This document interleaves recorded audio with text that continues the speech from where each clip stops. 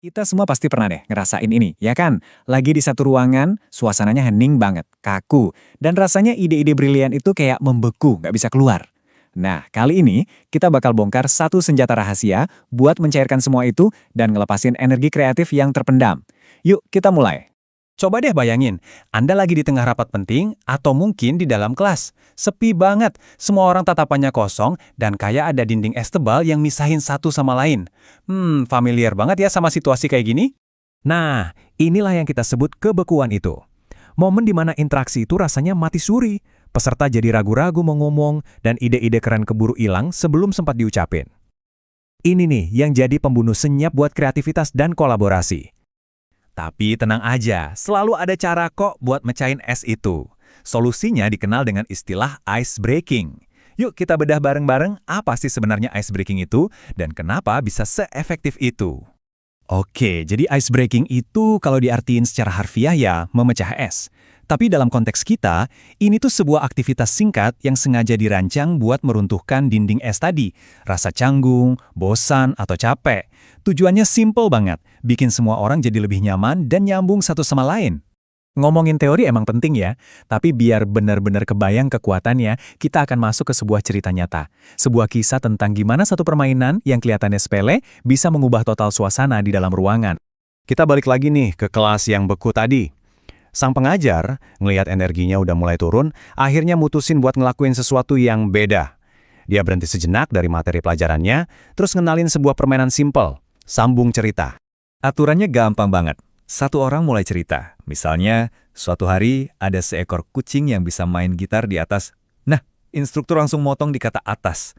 Orang selanjutnya harus ngelanjutin cerita dari kata atas tadi, dan gitu terus. Gak ada yang benar atau salah, yang ada cuma imajinasi sebebas-bebasnya. Awalnya sih, ya gitu deh, masih ada canggung-canggungnya. Tapi, disinilah keajaiban mulai terjadi. Satu kalimat lucu, langsung mancing tawa. Ceritanya makin lama makin aneh, makin liar, makin gak terduga. Dan pelan-pelan tapi pasti, es di ruangan itu mulai retak. Keheningan yang tadinya berat, sekarang digantiin sama gelak tawa yang nular kemana-mana. Tawa itu baru permukaannya aja loh, yang sebenarnya terjadi di balik itu semua adalah sebuah transformasi besar. Yuk, kita lihat dampak nyata dari permainan sederhana ini. Jadi, poin utamanya di sini, kelas yang tadinya pasif dan sepi, sekarang udah berubah jadi ruang diskusi yang hidup, penuh energi, dan siap buat kerja bareng. Peserta yang tadinya cuma nunduk, sekarang saling lihat-lihatan sambil ketawa. Nah, inilah kekuatan nyata dari ice breaking. Permainan sambung cerita tadi itu bukan cuma iseng-iseng loh. Coba perhatiin manfaatnya. Secara langsung, itu ngelatih kita buat mikir kreatif kan? Terus bikin kita lebih pede buat ngomong. Konsentrasi juga jadi balik lagi. Yang tadinya bosan jadi semangat, yang tadinya sendiri-sendiri jadi ngerasa nyambung. Ini bukan sulap, ini psikologi sederhana aja. Pengalaman seru dan ketawa bareng, itu ngerangsang otak kita buat lebih rileks dan terbuka. Jadi ini kayak latihan mental yang dibungkus dalam sebuah permainan seru. Wah, ngelihat hasilnya jadi pengen nyobain juga kan? Pastinya. Tapi, biar beneran efektif, ada beberapa kunci sukses nih yang perlu kita tahu. Terutama soal kapan dan gimana cara ngelakuinnya dengan pas. Jadi, kapan waktu yang paling pas? Kuncinya simpel banget, jadi pengamat yang jeli. Pas Anda mulai lihat tatapan kosong, orang-orang mulai gelisah, atau energi di ruangan itu terasa turun drastis, nah itu sinyalnya.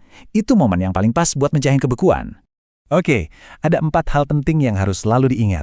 Pertama, waktu. Usahain singkat aja ya, ini kan cuma pemanasan, bukan acara utama. Kedua, peralatan. Makin simple, makin bagus. Kalau bisa, yang nggak perlu alat sama sekali. Ketiga, keselamatan. Pastiin aktivitasnya aman dan nyaman buat semua orang.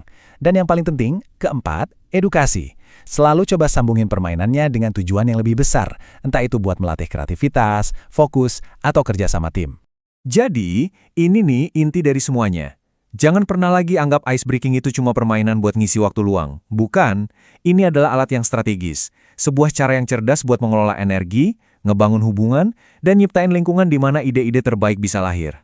Jadi, pertanyaannya sekarang bukan lagi kenapa kita perlu ice breaking, tapi kapan? Di rapat, kelas, atau acara Anda selanjutnya, kapan Anda bakal ngambil momen itu buat memecah kebekuan dan mengubah segalanya? Kesempatan itu ada di tangan Anda.